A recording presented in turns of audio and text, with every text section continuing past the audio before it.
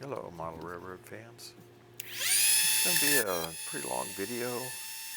I'm inserting a new turnout on the siding going into my coal mine.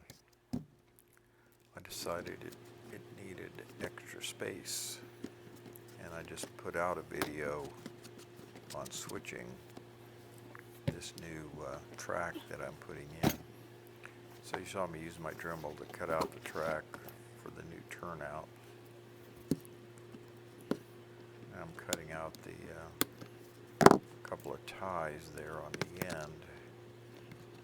Since that track is already nailed down, I'm just twisting them off. Works okay. Now I'm going to file down the ends of the track. It's easy to get the new joiners on. Here I'm cutting off the ties on the other side. Twisting those off. I got plenty of extra ties to reinsert in track, so I don't worry about cutting out and losing a couple.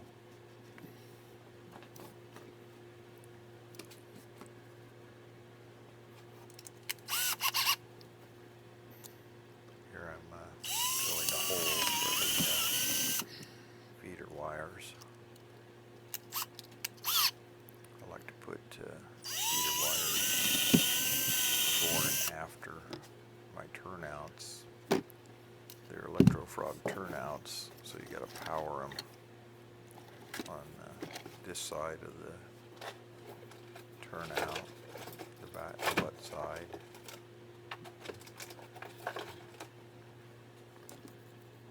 It needs power going into that little bit of track between where I'm working and downstream to the next turnout, because that has an insulated joiner in it.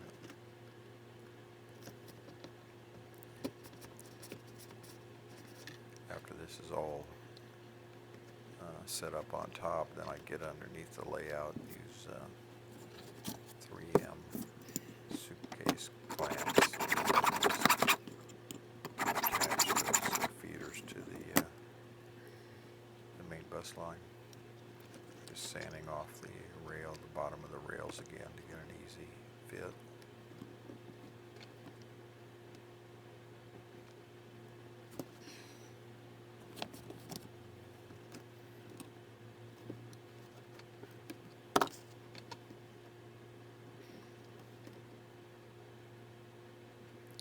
I'm attaching the feeders to the rail. No, I'm not. What am I doing? Oh yeah, now I'm attaching the feeders to the little short piece of rail in between the two turnouts.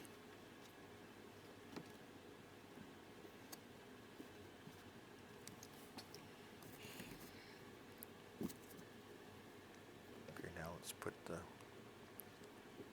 this is a large radius curve turnout. Fits pretty good in here after I fuss with the length of the incoming track, or the track on the left side.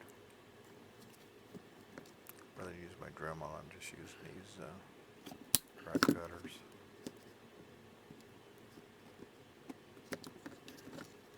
Just taking a little bit off.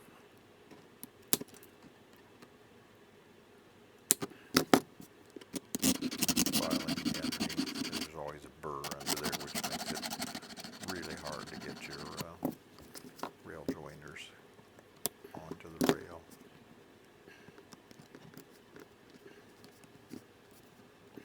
I'm taking off another tie here. I decided I needed more room to slide the rail joiners all the way back from the switch.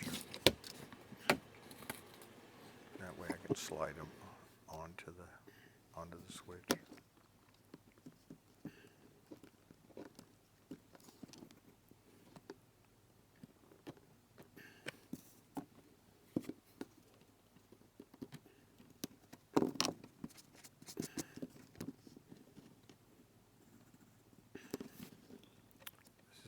a struggle here.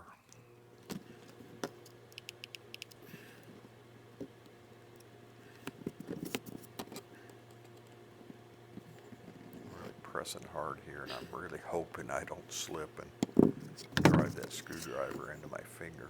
Now I've smartened up and I'm cutting the underneath the rail and separating the tie and the rail. These are Pico turnouts. And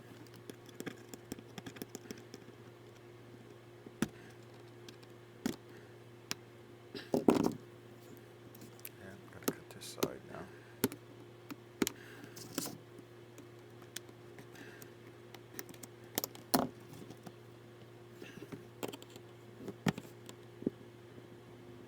Forcing it. Okay. Get the joiners on.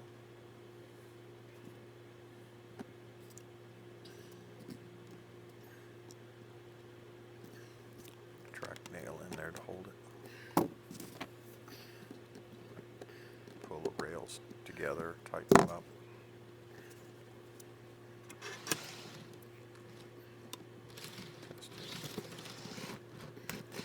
It's not the easiest rolling car I have.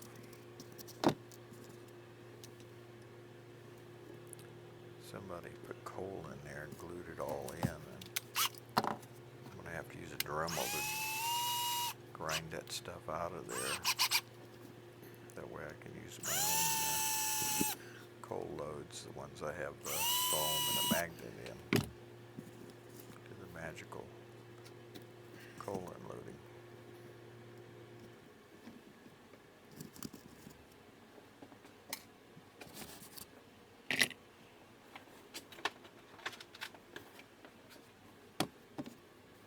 Okay, now I'm going to cut some cork to go underneath the turnout. I'm down to my last bits of cork and track. Actually, I have a whole box of cork that got delivered up here in New Hampshire instead of Texas. But I can use it. Planning to build a yard just behind that wall you see there on the left.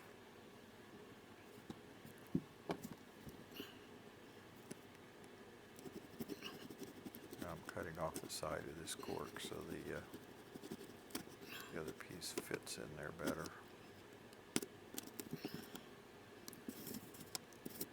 See how I cut off the slope.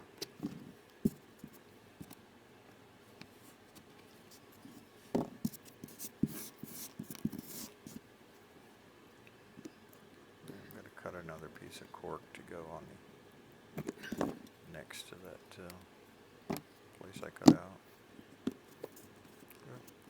Not quite. Cut it off some more.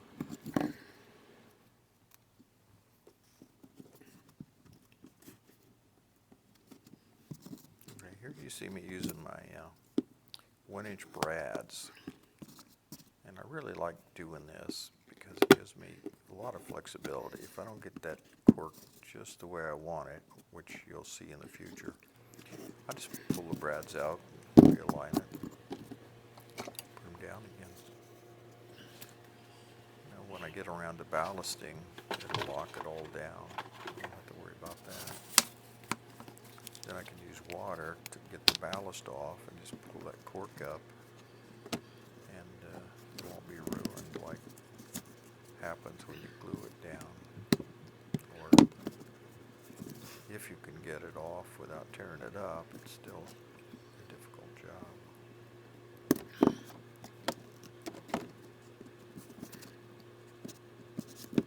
Adding a new piece of cork here. Put my little brads in on the ends and sometimes down the middle, depending on if it's a curve or not.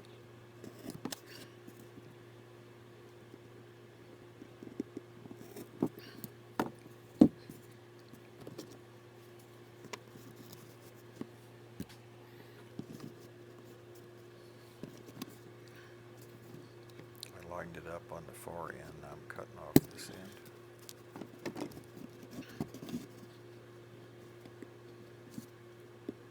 Put my brad in.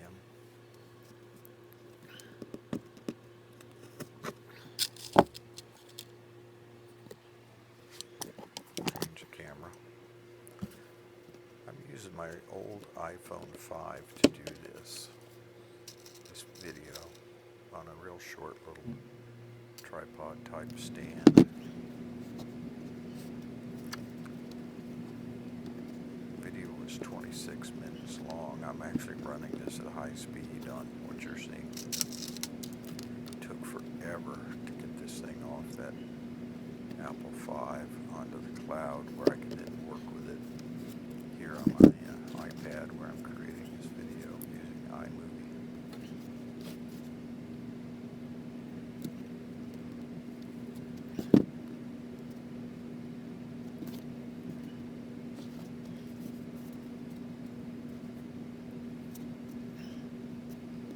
See, I'm adding quite a few brads here.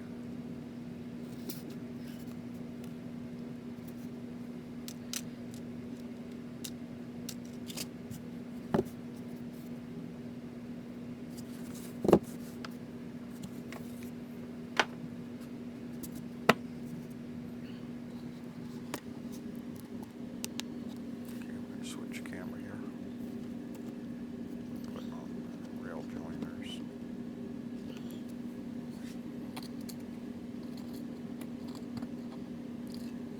I'm putting the insulated joiner on the other piece of track.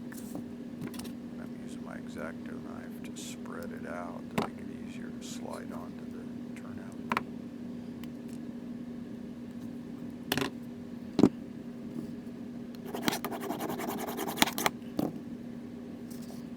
That's the longest piece of black track I have. I have one piece of brown track. It's a bit longer, but completely out of track after doing this. After this cycle, again, cleaning the burrs off the backside of the track. I also use that file when I'm reinserting the ties. Cut off the part of the tie. I guess it's the nail or the, I don't know exactly what you call it, but the big nail that holds the tie down. Cut those off with the X-Acto knife and I file it all down real flat because I don't want any humps underneath my track joiners, especially the feeders. You file that stuff down real flat, otherwise that joint will stick up. Do a little filing to make sure those joints are good. Tighten them up.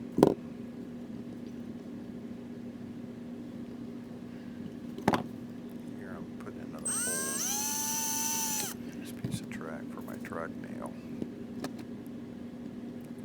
Always have those holes where I want them.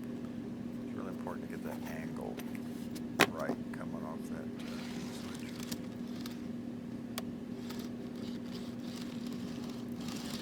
Seems to be working pretty good.